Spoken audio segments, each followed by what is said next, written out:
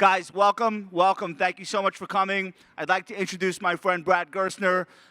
Brad is a venture capitalist. He runs public money. He runs private money. He is a tech-centric, would that be fair? Yeah, absolutely. So an investor, but thinks about the investment landscape from a technology point of view and perspective. I always learn a lot from Brad whenever I see him make a public appearance, which he doesn't do that many of, so we're very lucky to have him here today. And Brad, why don't we start with the funds themselves, and then we'll talk about the subject of the hour. Great. Thanks for having me here. Incredible day, incredible festival.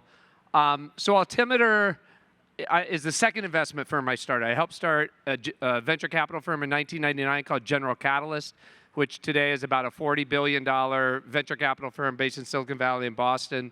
I started Altimeter in 2008. My first trade was November 1st, 2008, Good believe timing. it or not. Was it a buy or a sell? It was a purchase. I bought Priceline at $47 a share. Today it's over $2,000 a share. I started that firm. I couldn't even get my own money out of the hedge fund that I was previously at because they had thrown up the gates. So I started the firm with less than $5 million of my own money. We peaked in 2021 at $22 billion. I sent back $7 billion of profits to our investors, which was more than all the money I'd ever raised for all of our funds combined. And today the firm is about $15 billion, split pretty equally between a long-short hedge fund, a long-only fund, and then we just raised our 7th venture capital fund. I live in Silicon Valley. I started 4 companies, sold the last one to Google. So Silicon Valley and investing in tech is what I've done for the last 25 years. You guys look at public markets differently than the East Coast. Could you just describe the way in which you differ from Wall Street, Boston, some of the big asset management firms in Chicago? So, I mean, like many of you here, I imagine, I grew up in Indiana. Warren Buffett was my hero. It made a lot of sense that he knew a lot more about certain things than everybody else, in his case, energy and insurance. I was fascinated with technology. I wanted to get out of the echo chamber of New York and Boston. I have lots of friends there, but it was very trading oriented. And if you look at tech, it's the power of compounding. And so our average holding period is over 3 years, which is unheard of in hedge fund land. Yeah. You know, and as you know, like last year I wrote this letter, to Mark Zuckerberg called Time to Get Fit, and everybody said, oh my God, you're an activist, you're going after Zuck. But it was in partnership with Meta because I realized the incredible opportunity that the company had, and I had been a shareholder there since 2012, and we doubled down at the bottom, and today it's one of our largest holdings, and we're excited about what they have in store. So I often say, or people describe it, we take a private equity approach to the public markets.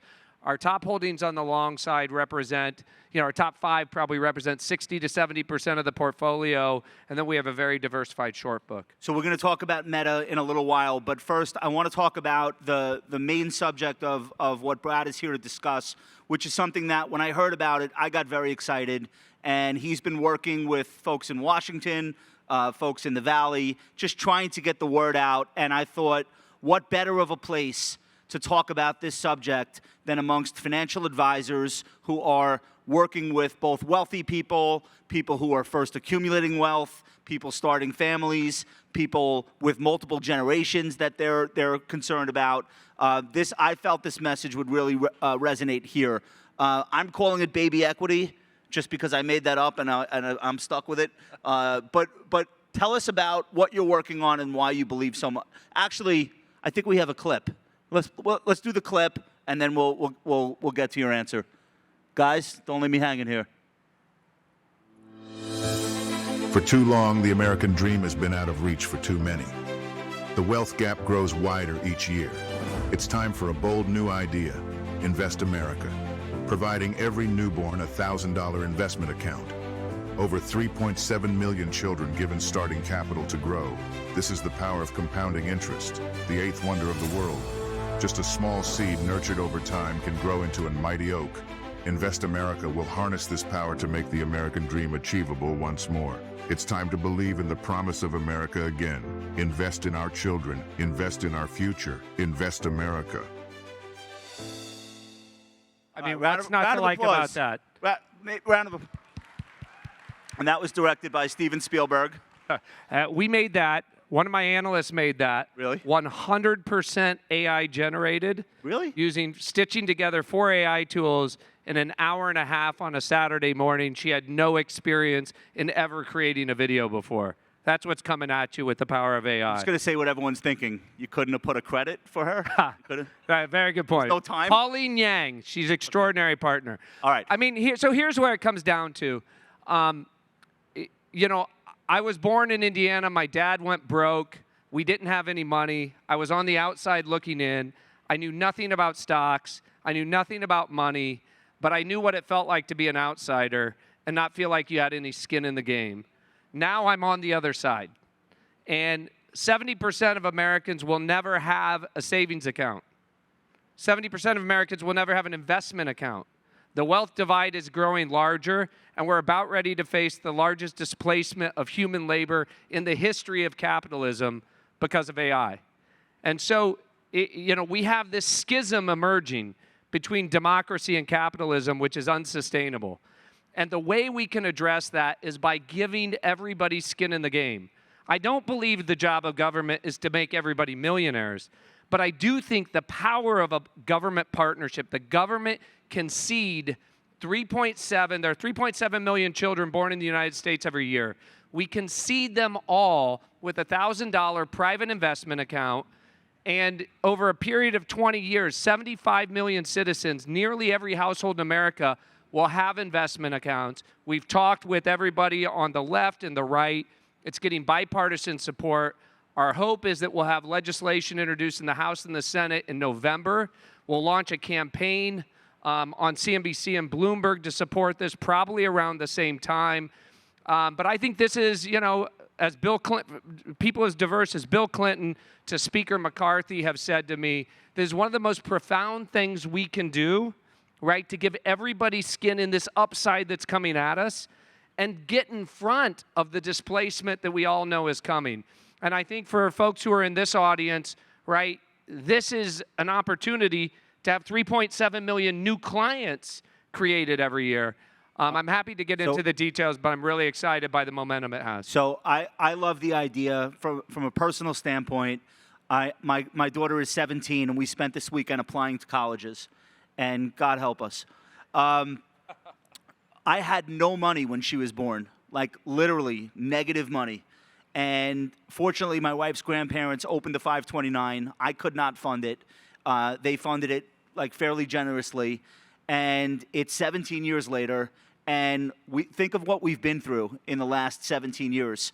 Immediately after funding it, we had the great financial crisis, right? And then not that long after the fact, we go into COVID. There have been all sorts of things in between that have happened, and yet that money has grown to the point where we can fund most of what we think her college expense will be as a result of that decision that the grandparents made. Even if I wanted to, and I did, there was no chance of that happening. That's a very middle-class take. But what Brad is talking about is so far beyond that. When you think about the amount of people who are just locked out of the ability to grow and compound wealth in the markets, it is a huge number of people. Percentages don't do it justice. It's in the millions of households that they just never had a shot. This is something that you can do that maybe won't be felt for generations, but once it is felt, I think it has the potential to make a big dent. The financial literacy and behavioral economics research on this is clear. Savers save. It's called the Snowball Effect. Warren Buffett talks about it a lot. It leads to higher rates of financial literacy, higher percentage of college graduations, less incarceration, better health, and we have the power to see this at birth. We'll have up to $2,000 to $3,000, which families and others can contribute on a tax-free basis into the account. It's about getting the infrastructure established. Once it's established, for example, the CEO of Uber, a mutual friend of ours, Dara Khosrowshahi, told me last week over dinner, he's like, we'll match the $1,000 for every one of the children of our drivers. Yeah. Scott Kirby at United Airlines has said, we'll do the same. So once we set up the infrastructure, the power of the private sector will kick in. The power of family, the power of friends will kick in. It's a mindset shift. It goes from, oh, that's not for us, to, oh, we're in that, and how can we do more? I want to make sure we get some of the details. Right. So here's a question that you probably get most often. How do we pay for it? So it's $3.7 billion. You got it? You got it? Yeah, I'm gonna finance it the first 10 years. Okay. No, maybe Elon. No, $3.7 billion, to put it in perspective, is less than 1/100th of 1% of the national budget. Okay, so when I was sitting with the Clintons, when I was sitting with Representative McCarthy and Jason Smith, who is chairman of the House Ways and Means on the Republican side, they all agree that this just, it doesn't even hit the radar screen, in terms of dollars. But we have a $38 trillion national debt that we take seriously. The resistance is mostly on the Republican side, which I get because they don't want to have unfunded spending. So they say, what are the pay-fors? But the second they ask that question, they answer it themselves. This will be the clearest ROI of any program in the U.S. government, right? Because it's 3.7 million private accounts that are established every year. Think about the amount of money the federal government spends with very little ROI. Let me give you one thing. Just the decision to send long-range missiles to Ukraine, which we read about over the weekend, that would fund this for 3 years. The Ukraine war would fund this for a decade. The stimulus spending and stimmy checks that we sent out would fund this for 40 years. It's high time that we make this a national priority and make every citizen an investor in the upside of America. How long before the positive effects of this, after the initial burst of enthusiasm, which of course is great, the money's not available. Right. So how soon before, in economic terms or in socioeconomic terms, do you think the effect would be felt? I mean, I think the effect is immediate for those 3.7 million families, right, who feel like they have skin in the game. The current legislative drafting would be that you could take up to 20, like a Pell Grant, you could take up to 20% out for qualified expenses, those being college education, first-time home purchase, starting at age 18. But the rest would have to stay in the account until you're 50. This is really about building wealth over your lifetime. 50. Okay. 50. So this is a lifetime savings account. Now, we also know statistically that people will add to those accounts money that they put in on a discretionary basis. They could see it compound. They could take that money out, et cetera. But the money the government seeds would have to stay in the account. Okay. Last thing on this I would ask is, so do we just hand it all to BlackRock? Like, who manages the money? Yes, great question. And I've had extensive conversations. Obviously there's always the immediate view, particularly because it's being championed by somebody in the industry, is like, what's your grift? What's your angle? How are you making money off of this? I didn't ask it that way. Right, but I know that's what you're thinking. So the current state of play is that Treasury would be the entity that would organize, authorize, and establish the rules and regs. But that companies would compete, right? So they would say, here's the API, here's the look and feel, here's what you have to do. And in order to compete for opening an Invest America account, you would have to agree to a couple things. Number one, you comply with all those rules. But two, you offer the S&P 500 account that it's invested in fee-free for the life of the account. Now, why would these investment firms from Schwab to Fidelity to Goldman do that? Because they know that those investors are likely to open other accounts with them, put in more money in those accounts. Client acquisition. It's client acquisition. It's client acquisition. In fact, what the CEOs of those organizations have told me is we will pay another $500 or $1,000 into the account because we're acquiring a lifetime customer. So there's a way in which we're going to use the government's seed of $1,000. We'll turn it into at least $5,000 through corporate contributions, through those, customer opening contributions. If you're 30 years old today and you had $5,000 put in that account 30 years ago, it's worth upwards of $300,000 today. Imagine the 30-year-olds in this country. It's hard to hate America. It's hard to not feel motivated by America. It's hard not to want to get up and be part of the system when you open your Invest America account on your phone and you have $250,000 in the account. Where do you want people to go if they want to advocate for this or learn more or get involved? Yeah, so I gave you a sneak peek of it today. It will be rolling out over the course of this fall. So watch, I'll be talking about it, delivering alpha on CNBC in a few weeks, et cetera. So this was a little bit of a gun jump, but you are the audience. You are the champions. You are moms and dads, uncles and aunts. You're the army that once we launch this thing can really make it happen. And so I wanted to share it with you guys. We'll be having a mobile landing page, sign-up page, petitions, et cetera, and watch for the ads like this one to start landing in October, November. Thank you so much, Brad. Can we do some market stuff? Yeah, let's hit it. Can we do a lightning round? Let's do it. You see the clock, right? Yeah. Okay. Meta, you wrote that letter and the stock went up 150% because they listened to you. Is that kind of your take on how that went down? As you know, I'd been talking to Mark for some time and the team. I think he pivoted in one of the most bold leadership ways that I've seen. They're sitting on incredible assets. I think they're one of the best positioned companies in the world for AI.